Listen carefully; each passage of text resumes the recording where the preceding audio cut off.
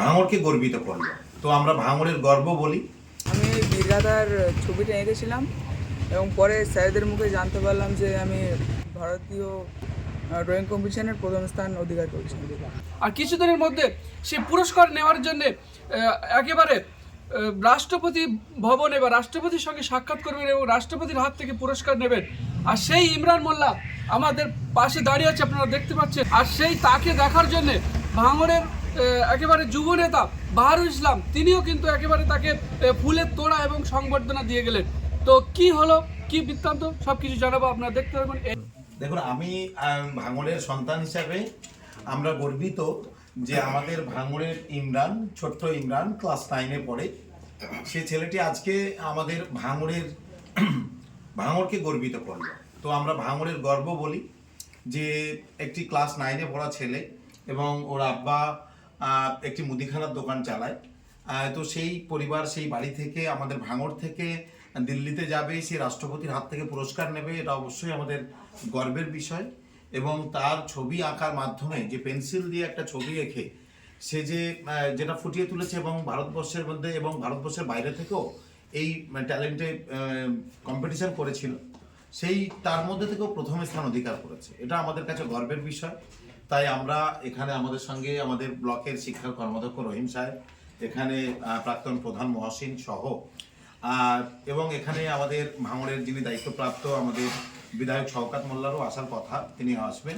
পাশাপাশি আমাদের প্রিয় নেতা, সর্বভারতীয় সাধারণ সম্পাদক অভিষেক বন্দ্যোপাধ্যায় সবসময় আমাদেরকে বলেন যে আমরা যাতে এরকম যারা ট্যালেন্ট আমাদের মধ্যে বাংলার বুক থেকে এবং ভাঙড়ের বুক থেকে যারা আছে, যারা নিজের এলাকা সহ বাংলাকে গর্বিত করছে, তাদের পাশে থাকার জন্য।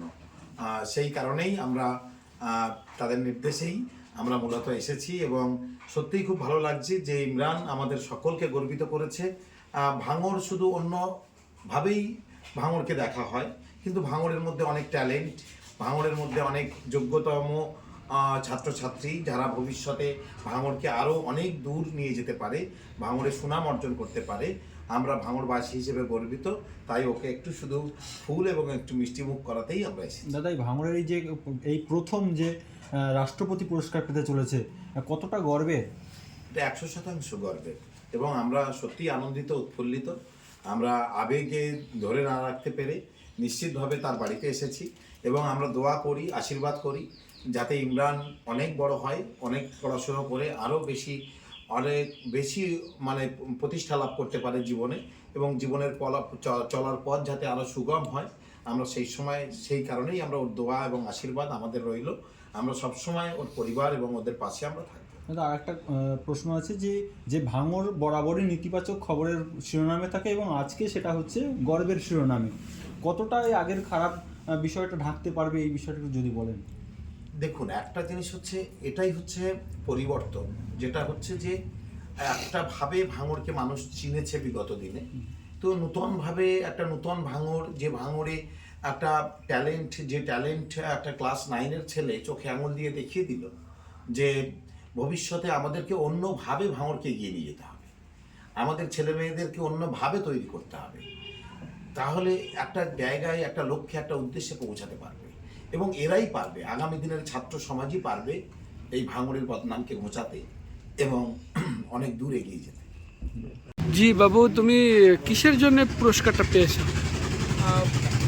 আমি বীরগাথার ছবিটা এঁকেছিলাম এবং পরে স্যারদের মুখে জানতে পারলাম যে আমি ভারতীয় ড্রয়িং কম্পিটিশনের প্রথম স্থান অধিকার করেছি। ভাঙড় থেকে এই প্রথম রাষ্ট্রপতি পুরস্কার পেতে চলেছো, কেমন মনে হচ্ছে তোমার? খুবই ভালো অনুভূতি হচ্ছে। তোমার নামটা যদি একটু বলো। আমার পুরো নাম হচ্ছে মোহাম্মদ ইমরান মোল্লা। বাড়ির ঠিকানা? উত্তর কাশীপুর।